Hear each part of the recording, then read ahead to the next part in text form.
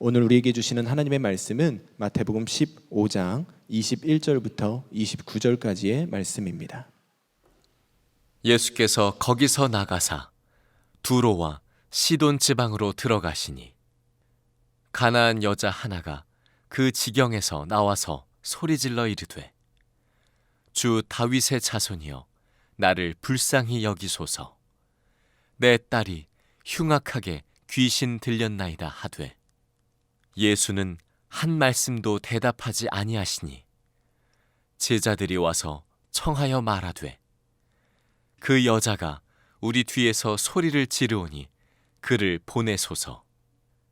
예수께서 대답하여 이르시되 나는 이스라엘 집에 잃어버린 양 외에는 다른 데로 보내심을 받지 아니하였노라 하시니 여자가 와서 예수께 절하며 이르되 주여 저를 도우소서.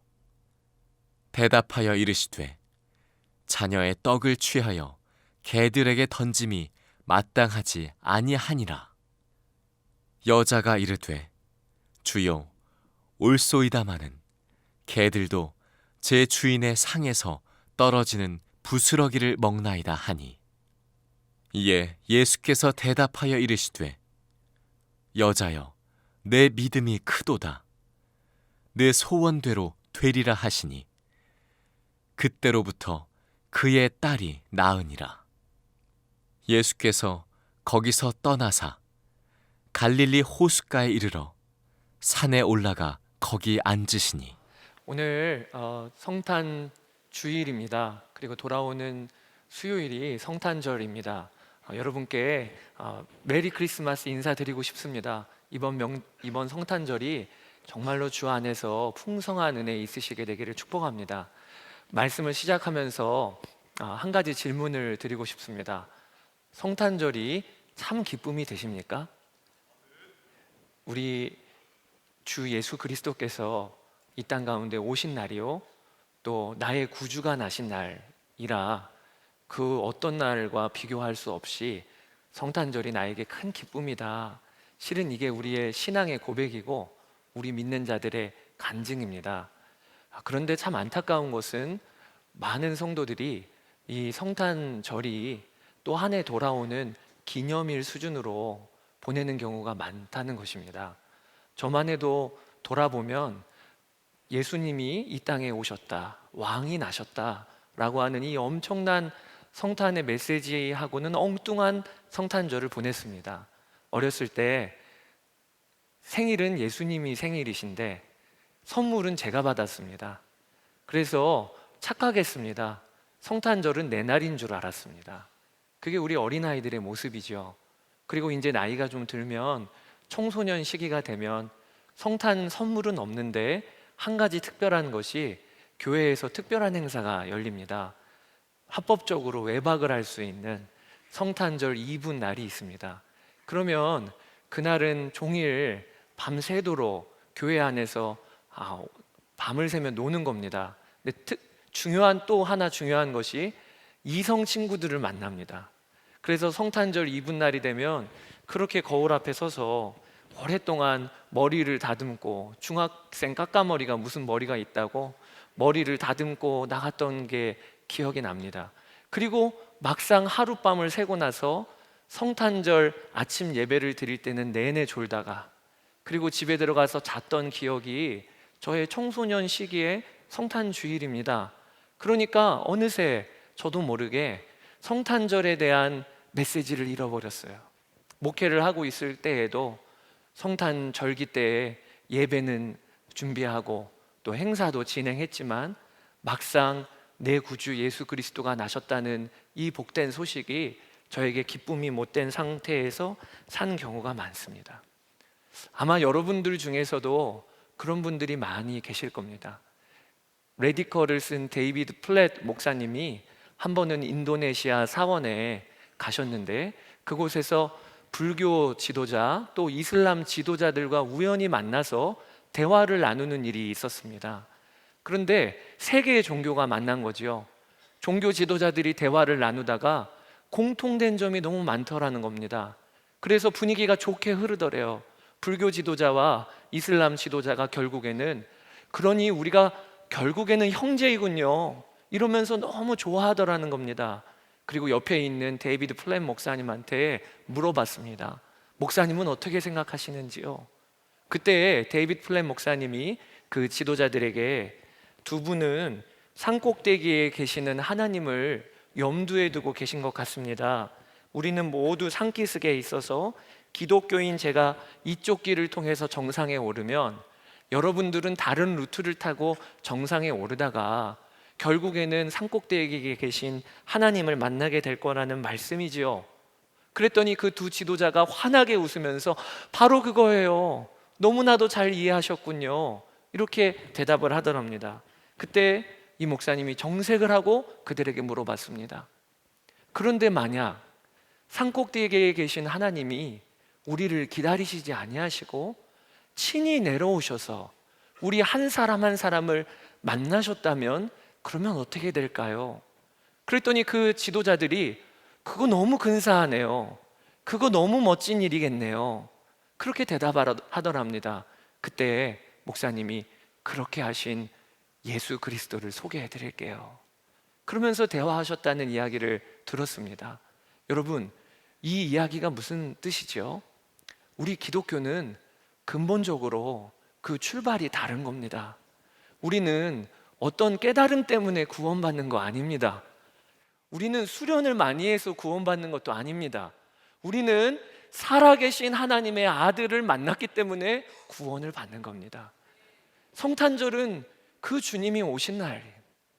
그러니까 그냥 기쁘고 즐겁고 이 정도 수준이 아니고 실은 성탄절은 내 인생이 뒤집어진 날이죠. 내 인생이 바뀐 날입니다. 여러분 모두가 그런 성탄절 보내시기를 축복합니다. 그런 점에서 저는 오늘 여러분과 오늘 말씀을 붙잡고 싶은, 오늘 말씀은 우리가 맞이하는 성탄절이 정확히 어떤 의미인지를 우리에게 너무나도 선명하게 드러내주는 말씀이에요.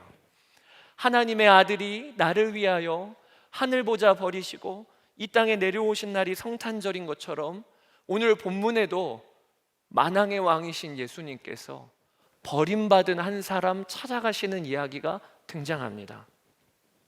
여러분, 우리는 너무나도 흔하게 해외여행 가는 시절을 살고 있습니다. 누구라 할 것 없이 해외여행 한번 못 나가본 사람이 거의 없을 정도로. 그런데 예수님께서는 해외여행 나가신 적이 없습니다. 지금 강원도 정도의 땅 덩어리만한 이스라엘에서 평생을 보내셨습니다. 그 중에서도 공생의 3년이라고 하는 기간은 주로 우리 갈릴리 지역에서만 보내셨습니다. 그러시다가 성경에 예수님께서 해외여행 같이 갔다 오신 일이 있는데 그게 바로 오늘 본문입니다. 지금의 레바논의 항구 도시인 두로와 시돈이라고 하는 지역으로 예수님께서 제자들을 이끌고 처음으로 나가십니다.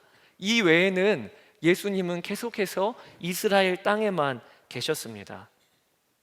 그런데 그 지역에 가셨을 때의 일이 벌어지기를 가나안 여인 한 여인이 예수님께 와서 강력하게 호소하고 또 요청을 합니다. 21절, 22절에 예수께서 거기서 나가사 두로와 시돈 지방으로 들어가시니 가나안 여인 하나가 그 지경에서 나와서 소리질러 이르되 주 다윗의 자손이여 나를 불쌍히 여기소서 내 딸이 흉악하게 귀신 들렸나이다 하되. 이 여자에게는 한 가지 문제가 있었는데 아마 이 여자는 과부였을 겁니다. 첫 번째는 왜냐하면 성경에 자녀를 고쳐달라고 호소하는 경우에는 다 그 아버지가 하시는 경우가 많습니다. 그리고 여자가 호소했다고 하는 말은 과부일 경우가 있다고 성경 해석자들은 보고 있습니다. 과부인 것도 문제나 하나밖에 없는 딸이 또 귀신에 들려 있는 겁니다. 여기까지의 이야기면 다른 본문에서는 다 예수님께서 그를 긍휼히 여기시고 고쳐주시는 내용으로 이야기가 전개돼야 마땅합니다. 그런데 오늘 본문 말씀은 너무 엉뚱한 방향으로 전개되기를 예수님께서 아무 응답을 안 하세요. 그리고 뿐만 아니라 이 소리치는 여자에게 깜짝 놀랄 말씀을 하시기를 25절 26절에 여자가 와서 예수께 절하며 이르되 주여 저를 도우소서. 대답하여 이르시되 자녀의 떡을 취하여 개들에게 던짐이 마땅하지 아니하니라. 우리가 너무나도 잘 알고 있는 말씀입니다. 자기 신에게 절하며 딸을 고쳐달라고 하는 이 여자에게 예수님이 대답하시기를 자녀에게 줄 떡을 취하여 개들에게 던지는 것은 마땅하지 않다. 개라고 말씀하셨습니다. 여러분, 이게 얼마나 우리를 하여금 당황하게 하는 말씀입니까? 요즘 시대 같았으면 당장 핸드폰 꺼내서 녹음했을 겁니다. 그리고 언론사에 돌리면서 예수님 그의 실체 아마 대문짝하게 떴을 겁니다. 어쩜 이런 인격 모독인 것과 같은 발언을 하신 겁니까? 그런데 이 발언에도 불구하고 이 여인이 끝까지 포기하지 않고 지혜로운 대답을 합니다. 그게 27절입니다. 주여 올소이다마는 개들도 제 주인의 상에서 떨어지는 부스러기를 먹습니다. 기분 나빠서 휙 돌아설 수도 있음에도 이 여인은 끝까지 올소이다마는 개들도 주인의 상에서 떨어지는 부스러기 먹지 않습니까? 이 대답을 했고 이에 예수님께서 그를 보시면서 여자여 내 믿음이 크도다 이렇게 말씀하십니다. 여러분, 이 마태복음에 예수님 곁에 따라다녔던 제자들 한 번 칭찬 못 들었던 이야기가 내 믿음이 크도답니다. 그렇게 믿음 좋다고 얘기했던 수제자 베드로도 이 칭찬 한번 못 들어봤습니다. 내 믿음이 크도다. 그런데 오늘 이 무명의 한 여인에게 예수님께서 칭찬하시기를 내 믿음이 크도다 하신 겁니다. 우리가 이 말씀을 잘 아시죠? 저는 어렸을 때부터 이 말씀을 잘 듣고 많이 읽었으며 그리고 또 말씀을 전하기도 했습니다. 그런데 매번 말씀을 전할 때 말씀의 주제요 내용은 믿음과 기도였습니다. 믿어도 이 가나안 여인처럼 예수님을 끝까지 신뢰해야 합니다. 이게 말씀의 주제였습니다. 또 기도는 이렇게 하는 겁니다. 포기하지 않고 끝까지 매달리며 낙심하지 않으면 그러면 하늘의 문이 열립니다. 이게 이 말씀을 가지고 전했던 주요 내용이었습니다. 그것도 맞는 이야기죠. 믿어도 이렇게 믿어야 합니다. 기도를 해도 이렇게 기도해야 합니다.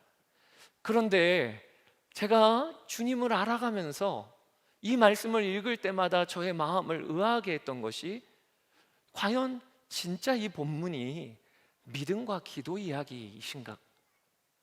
그 얘기를 하시려고 하시는 건가?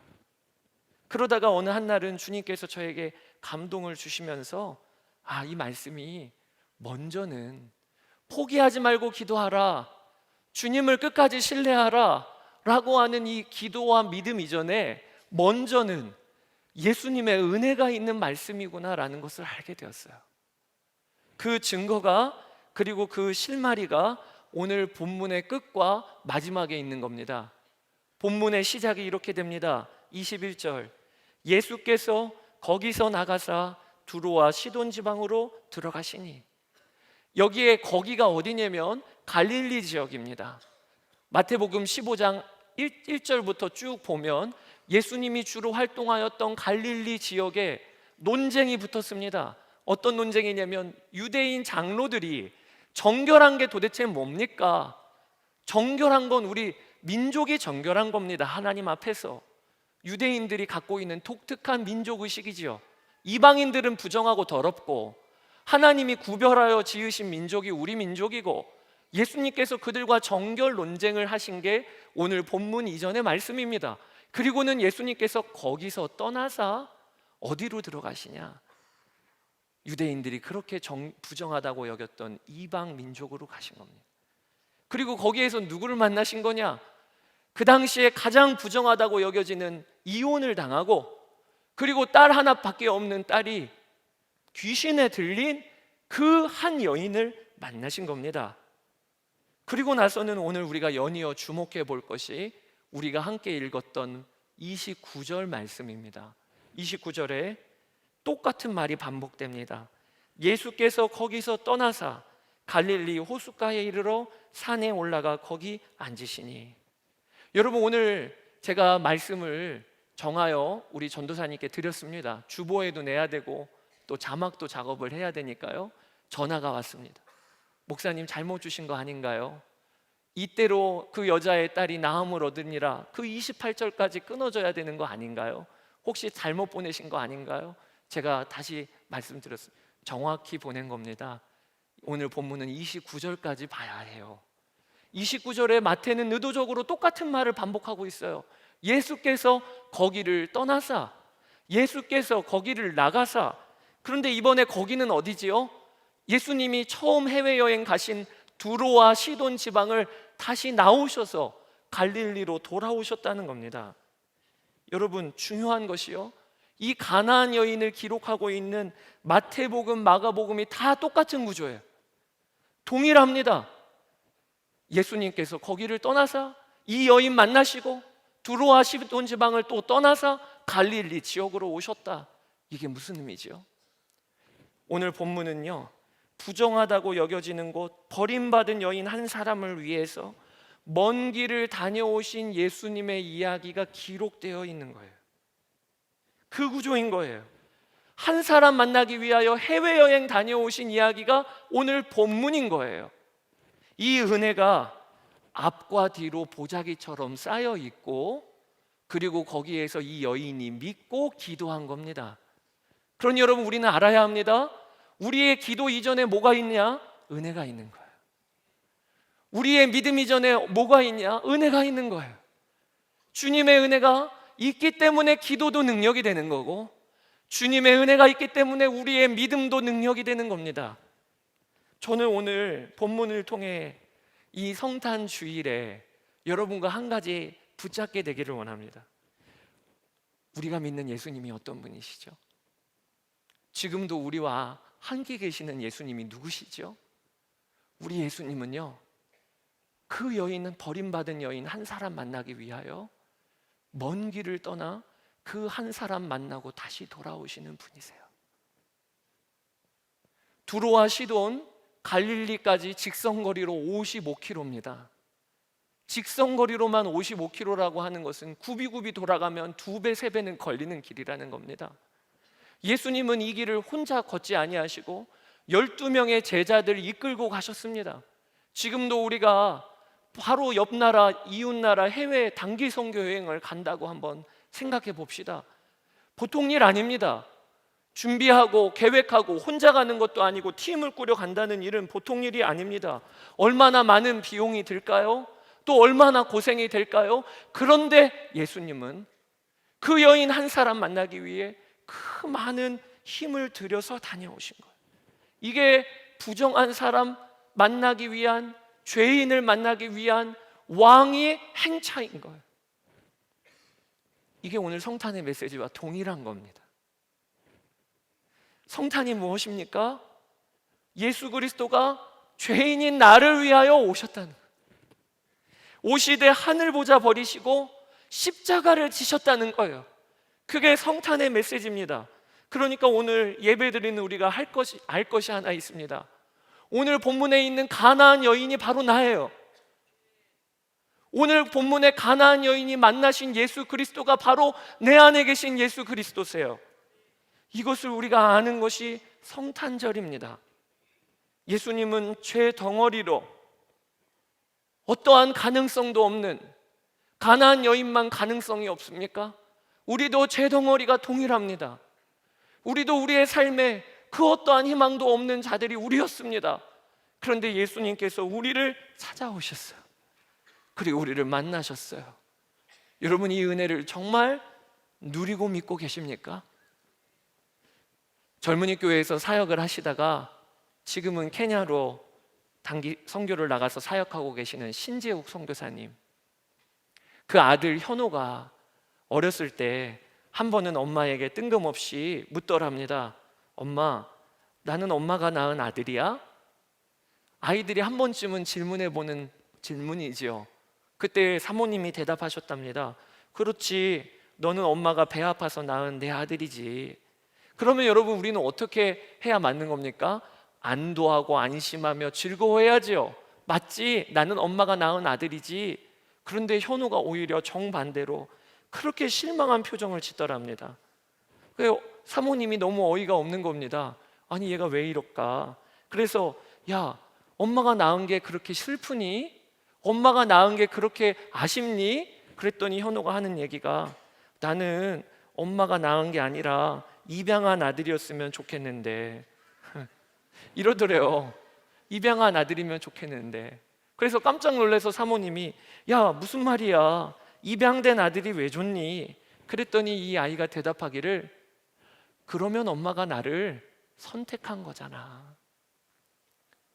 요즘이야 입양의 시스템이 달라져서 누구를 보고 선택할 수 있는 일이 아니지만 얼마 전까지만 해도 우리가 아이를 보고 선택을 하지요. 그런데 이 선택을 한다고 하는 것은 어떤 개념입니까? 아이를 다 샅샅이 봅니다. 외모도 보고 성격도 보고 그리고 다 살펴봅니다. 그리고 이 아이가 맞다 하면 선택을 하는 거죠. 근데 이 현우의 입장에서는 그게 더 큰 사랑으로 보였나 봐요. 엄마가 나를 아는데, 엄마가 나의 모습을 아는데, 그런데도 불구하고 나를 아들로 입양하셨다. 이게 더 큰 사랑으로 보였나 봐요. 그래서 그렇게 대답을 했다는 겁니다. 제가 그 이야기를 듣다가 처음에는 그저 웃었습니다. 엉뚱하네 그 녀석. 그런데 그 이야기가 계속 제 마음에 남는 거예요. 그러면서 제 마음에 우리 하나님께서 나를 어떻게 사랑하시는가가 깨달아지는. 여러분, 하나님이 우리를 어떻게 하셨죠? 입양하셨어요. 입양하셨어요. 하나님의 아들 독생자 예수 그리스도의 피값을 치르시고 우리를 입양하셨습니다. 그 말은 무슨 뜻입니까? 하나님이 나를 아세요.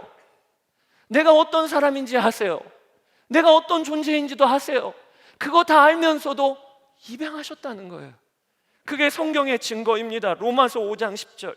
곧 우리가 원수 되었을 때에 그의 아들의 죽으심으로 말미암아 하나님과 화목하게 되었은즉 우리가 그 사랑을 받은 겁니다. 이게 성탄의 메시지예요. 주님은 우리를 아신데 내려오셨어요. 주님은 우리를 아심에도 우리의 마음에 오셨어요. 찬송가 563장에 예수 사랑하심은 어린아이들도 다 아는 찬양입니다. 어린아이 때부터 다 불렀습니다. 예수 사랑하심은 거룩하신 말일세 우리들은 약하나 예수 권세 많도다. 그런데 이 찬송가 3절 가사에 보면 이런 가사가 나옵니다. 내가 연약할수록 더욱 귀히 여기사 높은 보좌 위에서 낮은 나를 보시네. 그런데 여러분, 이 찬양이요 좀 아쉬운 게 번역이 좀 아쉽게 됐어요. 원래 이 3절 가사가 영어로 하면 영어에서 번역을 한 건데 내가 연약할수록 더욱 귀히 여기사 높은 보좌 위에서, 그리고 나서 중간에 한 단어가 더 들어가 있어요. 그게 뭐냐면 come이에요. come, 오셨다. 높은 보좌 위에서 오셔서 낮은 나를 보시네 라고 하는 단어가 더 들어가 있어요. 그리고 나서 뒤에 뭐라고 고백이 되지요? 날 사랑하심, 날 사랑하심, 날 사랑하심 성경에 써 있네. 예수님이 우리를 어떻게 사랑하시냐? 주님은요 저 높은 보좌 위에서 너 구질구질하게 살지 말고 여기까지 올라와 하면서 우리를 끌어잡아 당기시는 분이 아니세요. 주님은요 높은 보좌 위에서 보시다 못해 오셔서 지금 나와 함께 계시는 사랑으로 사랑하시는 거예요. 그게 날 사랑하심, 날 사랑하심, 성경의 증언인 겁니다. 여러분, 이런 신은 세상에 없어요. 어떤 신하에는 마음은, 그리고 그 안은 신인데 모양만 육신으로 와서 사람들 사이에 있다가 갔다, 그리스 로마 신화 이런 이야기들은 많죠. 그러나 정말로 우리와 똑같은 사람이 되셔서, 보다 못해 우리와 똑같은 사람이 되셔서 우리의 죄를 짊어지시기 위하여 인간이 되신 하나님밖에 없어요. 우리 주 예수 그리스도밖에 없습니다. 그게 우리가 받은 사랑입니다. 이게 우리가 성탄절에 고백하는 거예요. 사랑하는 여러분, 여러분께 묻고 싶습니다. 여러분 그 사랑을 정말 믿으십니까? 여러분은 그 사랑을 정말 누리십니까? 이것은 우리에게 너무 중요합니다. 하나님의 사랑이 믿어지는 사람은요, 두려워할 게 뭐가 있겠어요? 하나님의 사랑이 분명하면 염려할 건 뭐겠어요? 그게 우리의 고백인 겁니다. 많은 성도들이 예수님이 죄인들을 위하여 오셨다는 것은 믿습니다. 그런데 죄인인 나 한 사람 위하여 오셨다는 건 모릅니다. 많은 성도들이 예수님이 이 세상 구원하기 위하여 십자가 지셨다는 건 압니다. 그러나 예수님이 나 한 사람 때문에 십자가 지셨다는 것은 모릅니다. 주의 사랑은 그렇지 않아요. 오늘 이 자리에 많은 예배자들이 있어도요, 예수님은 한 사람 때문에 오신 거예요.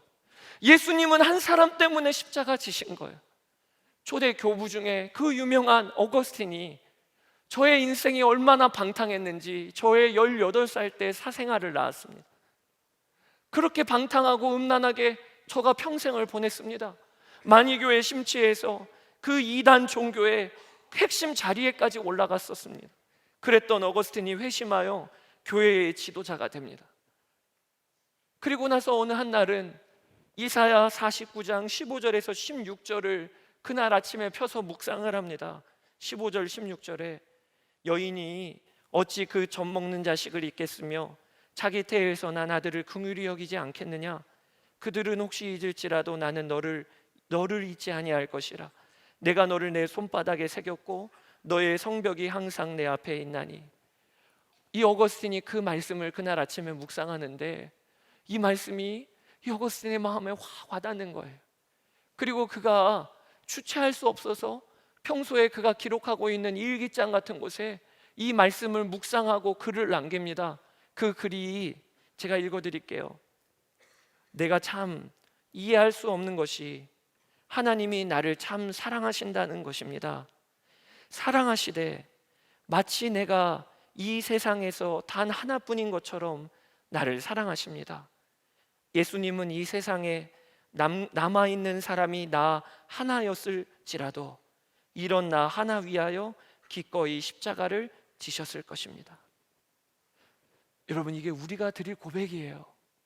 주님은요, 많은 사람 사랑하십니다. 그런데 주님은 이해할 수 없을 정도로 나를 사랑하세요. 이해할 수 없을 정도로 나 하나 위하여 십자가 지신 거예요. 그게 깨달아지니, 이 성탄절에도 그게 경험되어지니 우리의 성탄절에 문제가 무엇이겠습니까? 고민이 무엇이겠습니까? 그런 성탄절 보내시기를 주의 이름으로 축복합니다. 주의 사랑이 나의 사랑이 되시고 그리고 그것을 전하는 여러분 되시기를 주님의 이름으로 축복합니다. 우리 이 시간 같이 찬양 부르고 싶습니다. 다 아는 찬양인데 아버지의 사랑을 노래하는, 하나님의 사랑이 변함이 없고 끊어지지 않는데 그 사랑이 누구시냐? 예수 그리스도, 나에게 오신 예수 그리스도. 우리 다 같이 찬양하겠습니다. 아버지 사랑 내가 노래해.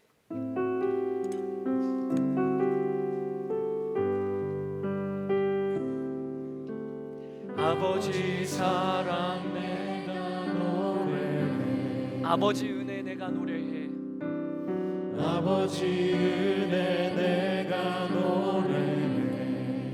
그 사랑 변함없으신 그 사랑 변함없으신 거짓이 없으시고 거짓 성실하신 그 사랑, 없으신 성실하신 그 사랑. 우리를 보다 못해 내려오신 상한 갈대, 상한 갈대 꺾지 않으시듯 꺼져가는 등불을 끄지 않으십니다. 꺼져가는 등불 끄지 않는 그 사랑 변함없으신 거짓 없으신 성실하신 그 사랑.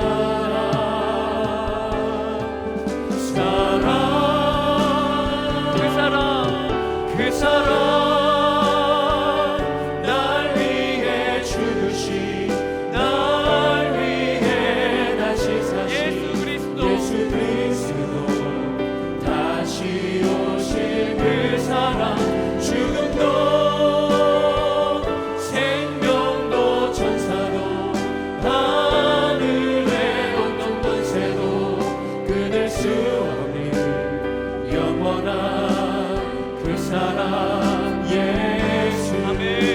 아버지 사랑 내가 노래해. 아버지 사랑 내가 노래해. 아버지의 은혜 내가 노래해. 아버지 은혜 내가 노래해.